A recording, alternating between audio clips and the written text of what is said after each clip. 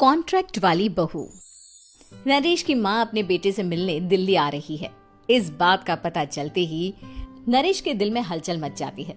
नरेश अपनी माँ के स्वागत की तैयारी में लग जाता है। साथ ही उसे डर भी सताने लगता है कि उसकी माँ कहीं अपनी पुरानी जिद पर फिर से बैठ ना जाए। हे भगवान, इस बार बचा लो, अगले साल पक्का माँ की जिद पूरी कर दूंगा। तभी दरवाजे की घंटी बजती है। नरेश दरवाजा खोलता है तो सामने अपने मकान मालिक को देखकर हैरान हो जाता है, क्योंकि उनके साथ एक सुंदर सी लड़की भी थी। अब नमस्ते अंकल, कुछ काम था, मुझे बुला लेते। आपने क्यों कष्ट किया? अरे नहीं नहीं, इसमें कष्ट कैसा, मैं तो बस तुम्हें रीना से मिलवाने आया था। आज से रीना तुम्हारे साथ इसी फ्लैट में रहेगी। अंकल, कोई लड़का फ्लैटमेट नहीं है? एक अनजान लड़की के साथ रहना मेरे लिए थोड़ा अजीब होगा। देखो नरेश, मैं तुम्हें पहले भी बता चुका हूँ कि इस फ्लैट में तुम्हें किसी ना किसी के साथ एडजस्ट करना ही होगा, या फिर तुम अकेले पूरे फ्लैट का किराया दे दो, मैं किसी को नहीं रखूंगा। नरेश अपने मकान मालिक की बात सुन के रीना के साथ रहने के लिए तैयार हो जाता है, पर अंदर ही अंदर उसे ये बात खाने लगती है कि वो अपनी माँ को क्या जवाब देगा जब उसकी माँ रीना के बारे में उसे पूछेगी। दिन बीतने लगते हैं। नरेश और रीना अच्छे दोस्त भी बन जाते हैं, पर अभी भी नरेश अपनी प्रॉब्लम का सॉल्यूशन नहीं ढूंढ पाता। एक दिन नरेश बहुत परेशान सा बैठा होता है। तभी रीना उसे पूछती है, क्या हुआ नरेश, तुम काफी परेशान लग रहे हो, सब ठीक तो है ना? हाँ सब ठीक है, बस एक छोटी सी प्रॉब्लम है। वो एक्चुअली 2 दिन बाद मेरी माँ मुझसे मिलने आ रही है।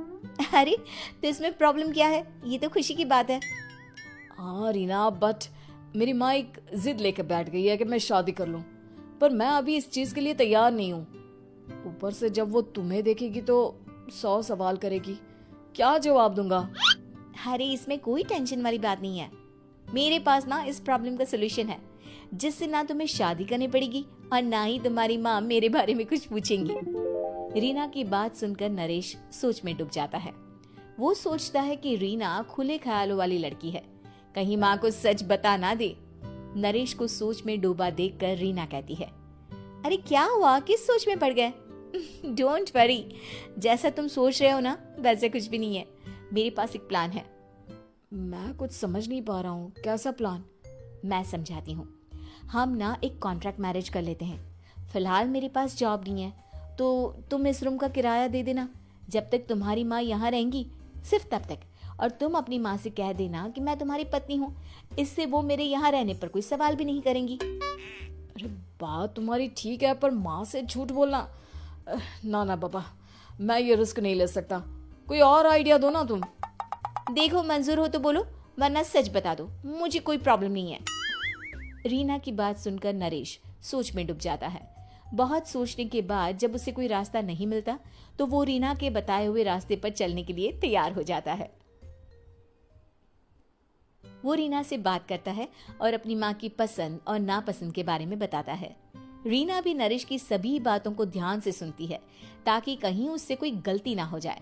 आखिर वो दिन भी आ जाता है जब नरेश की माँ उससे मिलने दिल्ली आ जाती है। नरेश अपनी माँ को फ्लैट पर लेकर जाता है। जैसे ही नरेश की माँ फ्लैट के अंदर जाती है, रीना उसके पैर छू लेती है।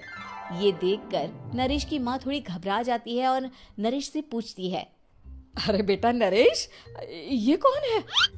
माँ, ये आपकी बहू रीना है। माफी चाहता हूँ, सब कुछ इतनी जल्दी में हुआ कि आपको बता ही नहीं पाया, इसलिए सोचा कि क्यों ना आपको सरप्राइज दिया जाए। अरे बेटा, मैं तो बस तेरा घर बसा हुआ देखना चाहती थी।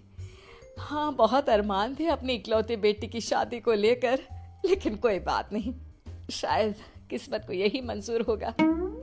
ये कहते ही नरेश की माँ रीना को गले लगा लेती है। रीना बेटिया, मेरा बेटा ना थोड़ा नादान है, पर तुम काफी समझदार लगती हो, और मैं जानती हूँ कि तुम इसका बहुत अच्छे से ध्यान रखोगी। माँ आप चिंता मत कीजिए, मैं सब संभाल लूंगी। नरेश की माँ अपने बहू और बेटे के साथ खुशी खुशी रहने लगती है। दिन बीतने लगते हैं। नरेश की माँ और रीना का रिश्ता बहुत मजबूत होता चला जाता है। वो दोनों सारा दिन एक साथ रहती और खूब बातें करती। इधर साथ रहते रहते नरेश और रीना भी एक दूसरे से प्यार करने लगते हैं। दोनों को इस बात का एहसास हो जाता है, फिर भी वो इस बात को छुपा कर ही रखते हैं। एक दिन नरेश की माँ और रीना शादी के बारे में बात करने लगते हैं। रीना बिटिया, ये तो नरेश ने मुझे बिना बताए शादी कर ली, वरना मैं तो अपनी इकलौती बेटी की शादी इतनी धूमधाम से करती कि सारी दुनिया देखती रह जाती। अच्छा माँ, आप ऐसा भी क्या करती नरेश और मेरी शादी में जो दुनिया देखती रह जाती? अरे बिटिया, एक माँ के अरमान तुम अभी नहीं समझोगी। मैं तो अपनी बहू को एक रानी की तरह लेकर आती और शादी भी बिल्कुल शाही अंदाज में करती, पर मेरे तो सारे अरमान ऐसे ही रह गए। खैर, मुझे तो अपने बेटे और बहू की खुशी चाहिए बस। ये कहते हुए नरेश की माँ की आंखों में आंसू आ जाते हैं। रीना भी ये सुनकर ख्यालों में खो जाती है, क्योंकि वो भी मन ही मन खुद को नरेश की पत्नी और उसकी माँ की बहू मानने लगी थी। शाम को जब नरेश ऑफिस से घर आता है तो रीना खुद को रोक नहीं पाती और नरेश के सामने उसकी माँ को अपने और नरेश के रिश्ते का सारा सच बता देती है। रीना की बात सुनकर नरेश की माँ दोनों से बहुत नाराज हो जाती है और घर वापस जाने की बात करने लगती है। तुम दोनों ने मुझसे सच छुपाकर बहुत ठेस पहुंचाई है मुझे। अब तुम लोगों के साथ नहीं रहना चाहती मैं, कल ही वापस चली जाऊंगी अपने घर। माँ, मुझे माफ कर दो, ये सब मैंने रीना के कहने पर ही किया है, वरना मैं भी आपको कभी ठेस पहुंचाने के बारे में सोच भी नहीं सकता।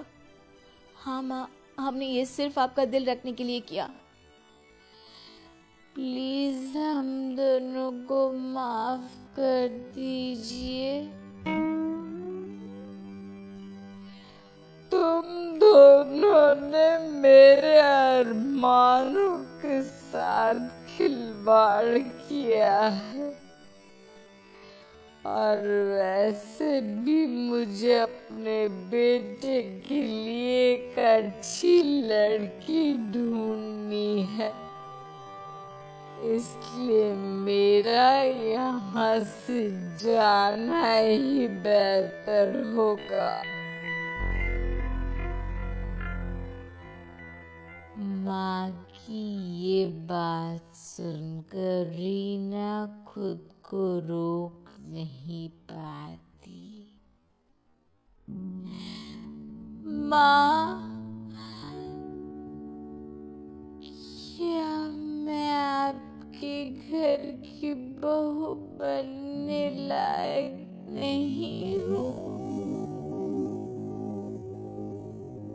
रीना की बात सुनकर नरेश हैरान रह जाता है। नरेश की माँ भी कुछ समझ नहीं पाती। मैं कुछ समझी नहीं, आखिर तुम कहना क्या चाहती हो?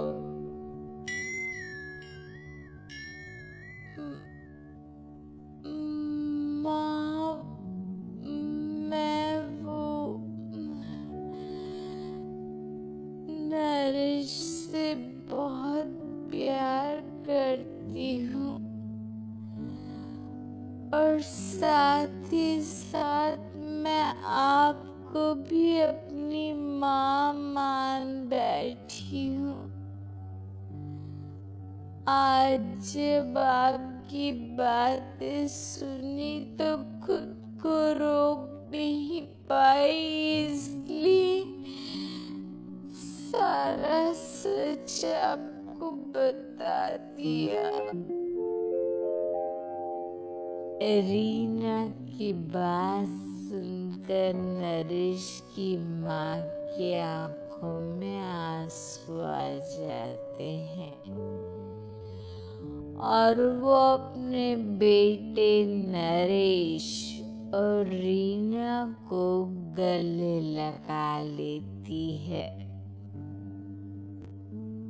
मेरे घर की बहू तो सिर्फ रीना बिटिया ही बनेगी। मैं आज ही तुम दोनों की शादी की तारीख निकलवा दूंगी। बस एक बार तुम्हारे घर वाले मान जाए।